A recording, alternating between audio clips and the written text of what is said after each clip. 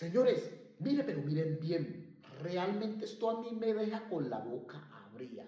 Mire cómo estas personas están haciendo esa receta súper espectacular. Pues realmente esta es la receta que utilizan los chinos. Pues ese es el arroz favorito. Y mire cómo lo van haciendo en ese molde súper espectacular hasta llegar a hacer las pastas o el arroz. Wow, esta es la comida favorita de los chinos. Pues realmente este platillo puede costar hasta $5.000, amigos. ¿Qué tal les parece? ¿Usted pagaría $5.000 por un platillo de estos?